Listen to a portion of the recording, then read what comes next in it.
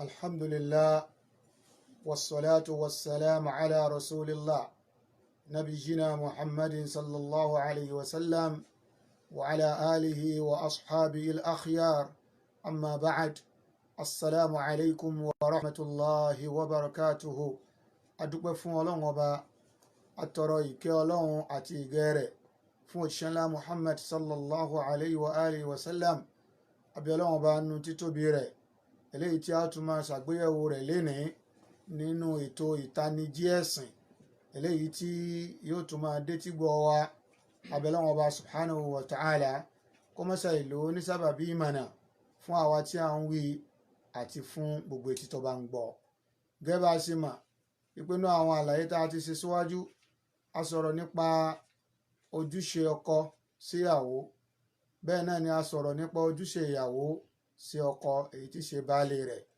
tí méjèèjì yìí bá wá dọ́gba tí ọkọ mọ ojúṣe rẹ̀ tí ìyàwó náà mọ ojúṣe tọ́lọ̀ ní kí ọmọ wá jáde irúfẹ́ ìdílé báyìí báwo ni ó ṣe dà tó. ìdí nìyí tó fi jẹ́ pé agbègbè ibi tá a tún máa wọnú rẹ̀ lénìí òun náà ni pé ìdílé tó bá dúró tó báyìí tí wọ́n bá wá bímọ ojúṣe kan tún wá ń bẹ èyí tó wá pa àwọn méjèèjì pọ̀.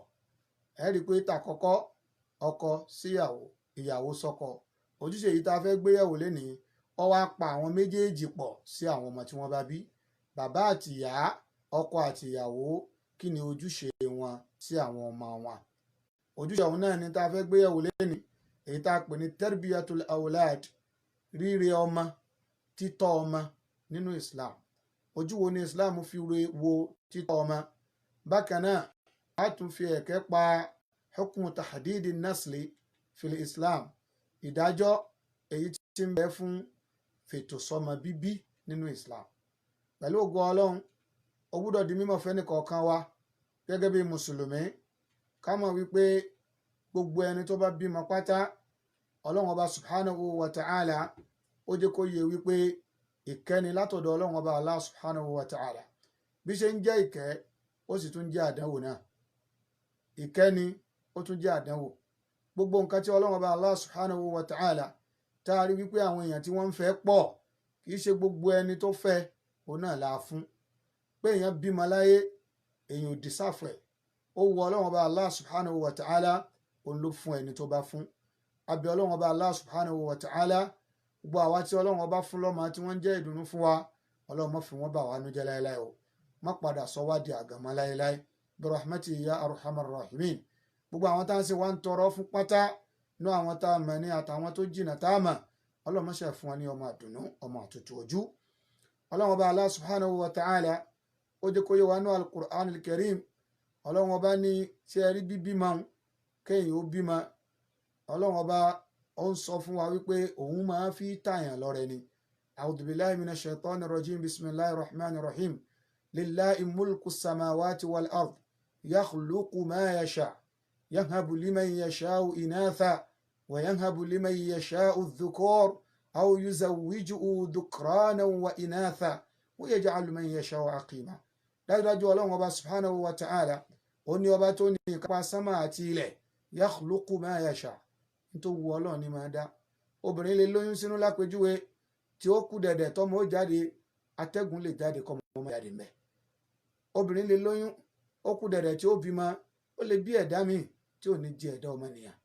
ó sì lè bí ẹ̀dá ọmọnìyàn tí ó tún láwọn nǹkan míì tí ó yàtọ̀ sí níta mọ̀mọ́ ẹ̀dá ọmọnìyàn tó kù. yakhluqu ma yasha nítorí wu Ọlọ́run ọba ló ń dà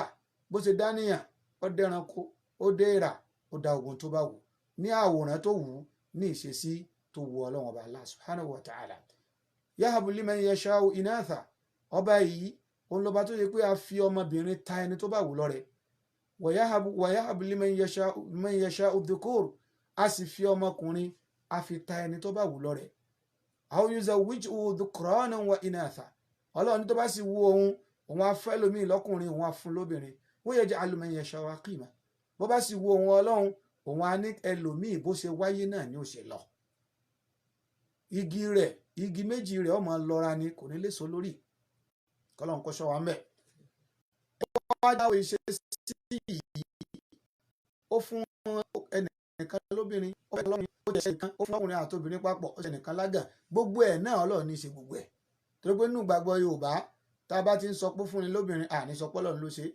àálọ́ Ọlọ́run ló ṣèyún Ọlọ́run ló fún lọ́mọ òun ló fún lọ́kùnrin òun ló fún lóbìnrin tọ́ba wá jágàn á ní kì í sọ Ọlọ́run ló ṣe bẹ́ẹ̀ Ọlọ́run lóun náà ló ń ṣe gbogbo ẹ̀ ẹni tó lọ́n bá fún lọ́mọ ìkẹ́ Ọlọ́run ni àdánwò náà sì ni torí pé kì í ṣe gbogbo ẹni tó béèrè ọmọ náà ló bímọ láàfin lè mọ̀ wípé ìdílé tọ́lọ̀ ń jogún ọmọ fún agbọ́dọ̀ rí gẹ́gẹ́ bí ojúṣe wa tó tóbi tọ́lọ́run ó bi wá léèrè jọ́ gbọdọ̀ kìyàmà ó náà ní báwo la ṣe rí ọmọ yìí sí nítorí pé ìdílé kọ̀ọ̀kan ihun tó ìdílé kọ̀ọ̀kan bá gbé jáde ó ní ọ̀sọ́ báwùjọ ṣe rí o àwọn ọmọ tí ìdílé kọ̀ọ̀kan ń bí sáwùjọ wa lénìí òun náà ló ń sọ báwùjọ wa ṣe ń rí lénìí o àwọn náà ni wọ́n ń di olórí àwọn náà ni wọ́n ń di aláṣẹ àwọn náà ni wọ́n ń di onípò gbogbo èyí náà ó ń lapa lórí báwùjọ ṣe rí ìdílé tó bá dáa tó sì gbé nǹkan tó dáa jáde pẹ̀lú tẹ́rbíà èyí tó lálàáfíà ọ̀nà kan gbòógì nìyí láti lè fi tún ayé ṣe kóníkálukú mójútó ìdílé rẹ̀ kóníkálukú tọ́ àwọn ọmọ wọn nílànà èyí tó tọ́ nílànà tí wọ́n fi lè jẹ́ olùbẹ̀rù Ọlọ́run tí àwùjọ lè fi fọkàn balẹ̀ níbi aburú ọwọ́ wọn tí àwùjọ tó fi lè rí dáadáa wọn tí àwùjọ lè jẹ́ dá sí dáadáa tí ó sì máa jọ rẹ̀ eléyìí ló fà á tó fi jẹ́ pé Islam kò fi ọwọ́ kékeré mú ọ̀rọ̀ tarbiyatul awlad Ọlọ́run sọ nínú al-Qur'an al-Karim a'udhu billahi minash shaitani rajim Ọlọ́run ní ya ayyuhal ladhina amanu ọlọ́run mo pè yín onígbàgbọ́ òdodo qu anfusakum wa ahlikum nara Ọlọ́run ní ẹ ṣọ́ ẹ̀mí ara yín àti ẹ̀mí àwọn ará ilé yín ẹ ṣọ́ kúrò níbi iná o àwọn olùmẹ̀sìn àyà yìí náà ni wọ́n máa fi ṣe àtìpó tí wọ́n máa ń gbára lé láti fi sọ̀rọ̀ nípa atẹ́rìbìyà ríru ọmọ torí pé ẹni tí ó rí èèyàn òun náà gbúdọ̀ jẹ́ ẹni tó ti rera rẹ̀ tẹ́lẹ̀ kayfama yakunu murabbi yakunu murabba bí ẹni tí ó rè ní bá ṣe rí bẹ́ẹ̀ náà lẹni tí a bá rè bẹ́ẹ̀ náà ni ó ṣe rí o Ọlọ́run bá fi kọ́kọ́ bẹ̀rẹ̀ látọ̀dọ̀ ẹni tó fẹ́ rí ni Ọlọ́run bá ní qu anfusakum ẹ kọ́kọ́ sọ̀rọ̀ ẹ̀mí ara yín náà ẹ túnra yín ṣe náà wa ahlikum bákan náà àti àwọn ará ilé yín náà ràn kúrò níbi iná ẹ̀ṣọ́ ẹ̀mí yín ẹ̀ṣọ́ ẹ̀mí ará ilé yín kúrò níbi iná so eléyìí ni àyà èyí tó ń júwe àtẹ̀rìbìyà wípé àṣẹ ni látọ̀dọ̀ Ọlọ́run qu sigatul amr Ọlọ́run pa wá láṣẹ ni kì í ṣe nàmbà fẹ́ ìwọ bàbá ó bímọ rẹ́rẹ́rẹ́rẹ́ àṣàtọ̀ ọmọ dá òun náà ni pé alágẹmọ ti bímọ ẹ̀ kalẹ̀ àìmọ́jọ́ ó kù sọ́wọ́ ọmọ alágẹmọ ǹjẹ́ alágẹmọ náà ti ẹ̀fà yé lẹ́njọ́ kan kọ́kọ́ wọn níjó bí ibi tọ́rọ̀ wà gan nìyẹn ẹ má máa sọ wípé àìmọ́jọ́ ó kù sọ́wọ́ alágẹmọ ọ̀ranyàn ló jẹ́ fún wa láti tọ́ àwọn ọmọ wa ìlànà tá a fẹ́ kí wọ́n rìn ká darí wọn síbẹ̀ bá a ṣe fẹ́ kí wọ́n máa hùwà ká darí wọn síbẹ̀ eléyìí ọ̀ranyàn ló jẹ́ fún gbogbo ẹni tó jẹ́ bímọbímọ ọ̀ranyàn lásán kọ́ ló jẹ́ ní téèyàn lè jìyà lé lórí ni tó bá di tó gbéra kìyàmà téèyàn bá kùnà láti lè ṣe kódà ó lè jẹ́ sábàbí tí èèyàn ó fi jẹ́ sábàbí fìtínà aburú láwùjọ látara ọmọ tó bí àwọn tí wọ́n bí àwọn ọmọ tí wọ́n jẹ́ amrobas tí wọ́n bí àwọn ọmọ tí wọ́n jẹ́ agbénipa tí wọ́n bí àwọn ọmọ tí wọ́n jẹ́ olùbáyéjẹ́ gbogbo àwọn tí wọ́n bí àwọn ọmọ yìí náà tó bá yẹ pé àwọn òbí wọn ò bá ti fún wọn lẹ́tọ̀ọ́ tó yè koroko àwọn òbí wọn náà ó nípìn nínú ẹ̀ṣẹ̀ táwọn ọmọ yìí ń dá láfi lè gbúdọ̀ rí tẹ́rbíyà ríre àwọn ọmọ wa mímójútó àwọn ọmọ ojú tí Islam fi wò ó kì í ṣe ojú kékeré o kì í ṣe ojú nàmbà fẹ́ kódà Islam fi ojú ẹ̀sìn ó fi wò ó púpọ̀ eléyìí ló fà á tẹ́rbíyà nínú Islam ó yàtọ̀ sí ojú tọ́pọ̀lọpọ̀ ẹlòmíín fi ń wò kò sẹ́ni tó bímọ tán bá bi léèrè pé ṣé ẹ̀tọ́ ọmọ yín gbogbo náà la fẹ́ tọ́mọ gbogbo la fẹ́ kọ́mọ yàn kọ́ yanjú ẹbí oníkálukú lé àníyàn tó oníkálukú ní ó yàtọ̀ àníyàn tí Islam kà lórí tẹ́rbíyà ó fẹ́ ṣàyè fún akẹ́kọ̀ọ́ gbogbo wa tẹ́ bá bi ẹlòmíín léèrè wípé ọmọ rẹ ọmọ mi kò gbá ọmọ mi kò dé ọmọ yìí òun fẹ́ kó di multi billionaire ọmọ yìí òun fẹ́ kó di gbá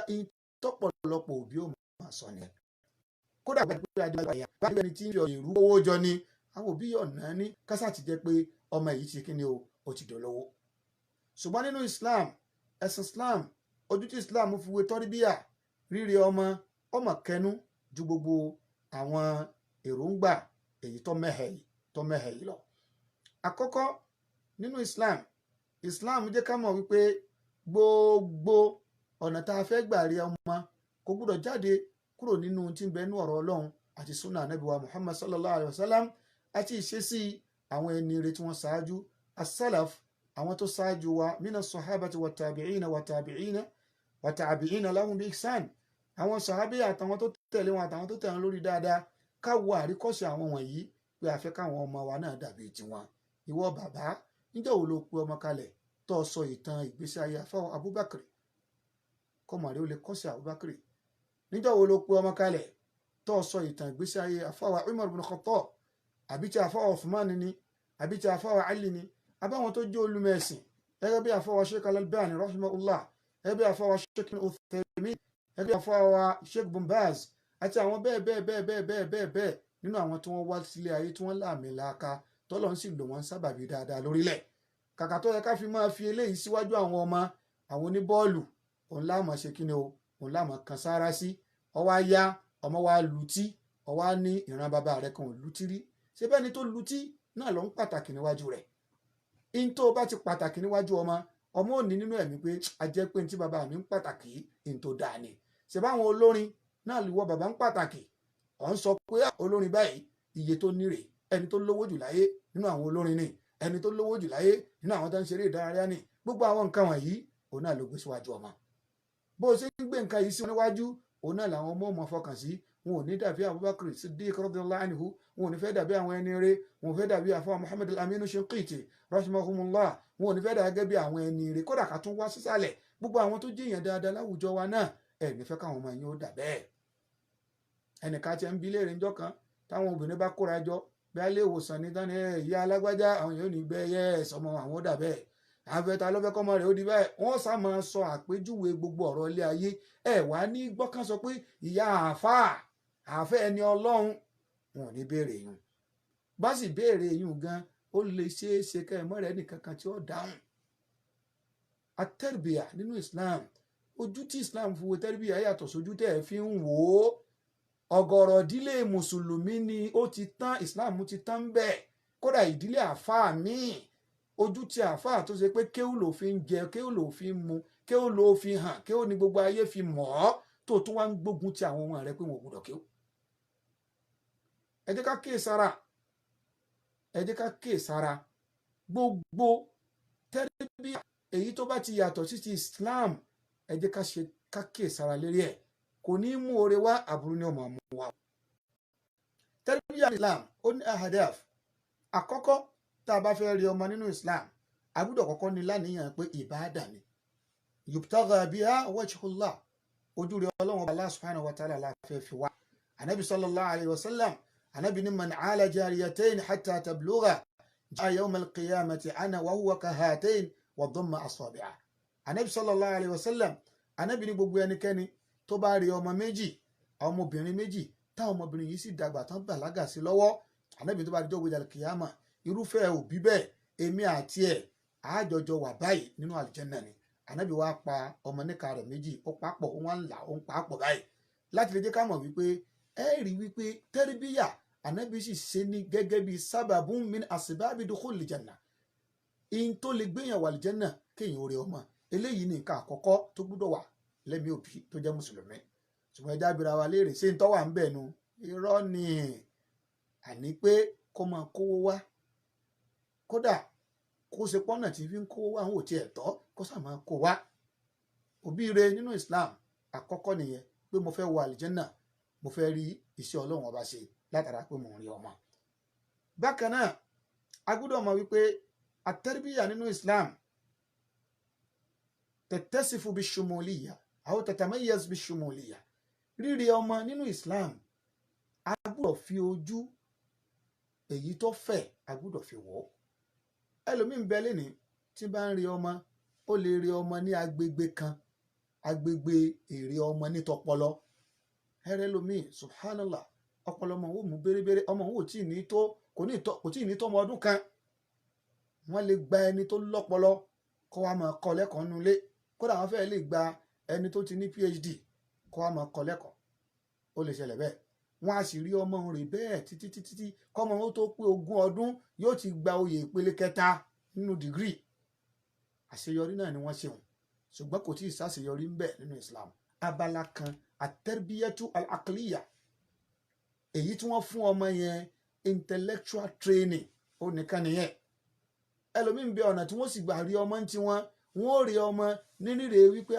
ọmọlúwàbí ni wọ́n fún lẹ́kọ̀ọ́ lé, kódà sẹ́kúsẹ́kú báyìí ní ọmọ kúnlẹ̀ tó bá ti rí gbogbo èèyàn. tẹ́rìbíyà kan. ṣùgbọ́n nínú Islam,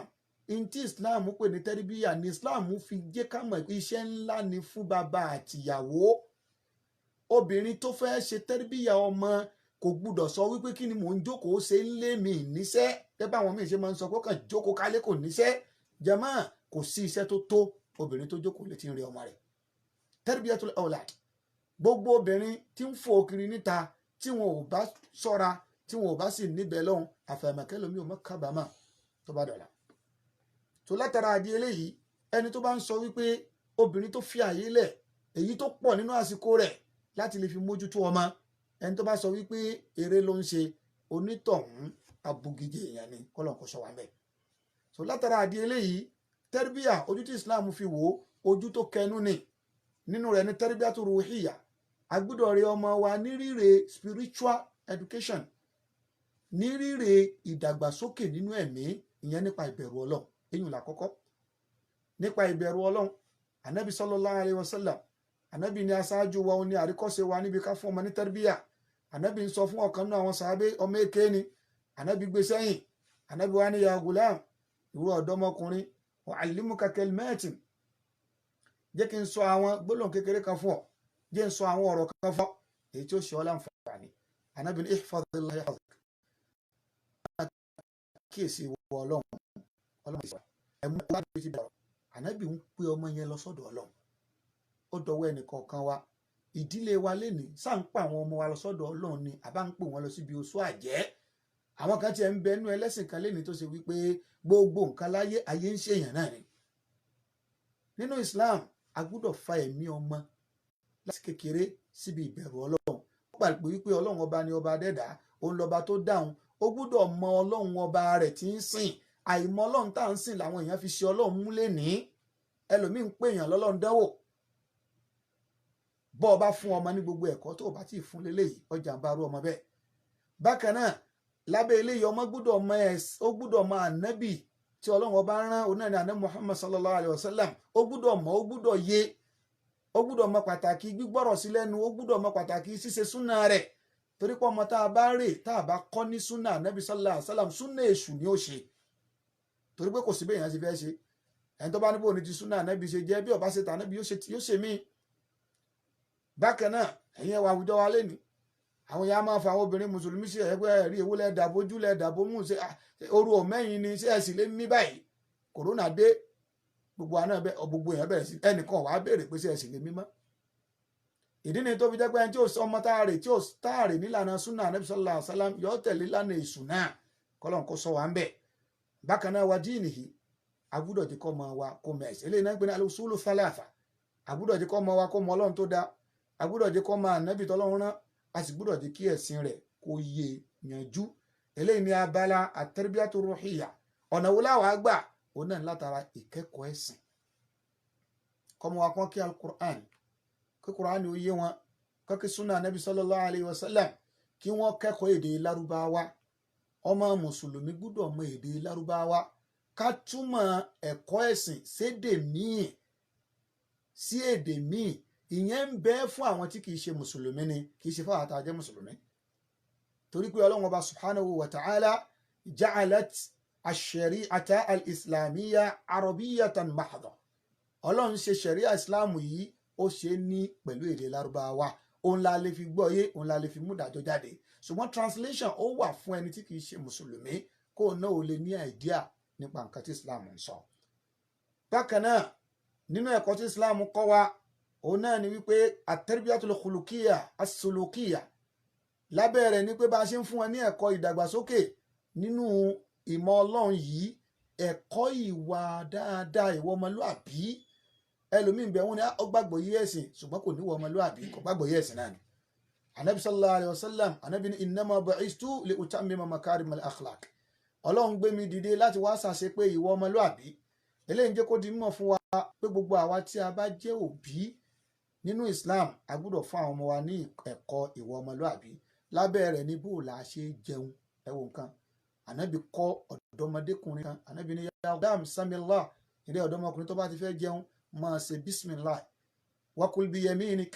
ọwọ́ ọ̀tún rẹ̀ ni kò fi máa jẹun wakul mimma yalik in tó bá kángun sínú lè yẹn jẹun láàrin oúnjẹ jẹmọ́ ẹ wàá máa ṣe mà kí bó lànàbì tún ṣe ráyè débi kó tún kọ́ ọmọ kékeré béèyàn ṣe ń jẹun ìwọ bàbá o bísí lóòótọ́ ṣùgbọ́n ò lè bísí tó ànábì sallallahu alaihi wasallam ǹjẹ́ o fààyè lẹ̀ láti kọ́ àwọn ọmọ rẹ lẹ́kọ̀ọ́ bí wọ́n ṣe ń jẹun ẹ̀kọ́ bí èèyàn ṣe ń pàgbàlagbà lé ẹ̀kọ́ bí èèyàn ṣe ń ṣe pẹ̀lú òbí ẹ̀kọ́ bí èèyàn ṣe ń ṣe pẹ̀lú aládùúgbò gbogbo àwọn nǹkan yìí tí wọ́n fi máa ń júwe ọmọ ní ọmọ alálùbáríkà ọmọ tó lẹ́kọ̀ọ́ eléyìí náà ń bẹ nínú tá a gbọ́dọ̀ kọ́ àwọn ọmọ wa bákan náà ẹ̀kọ́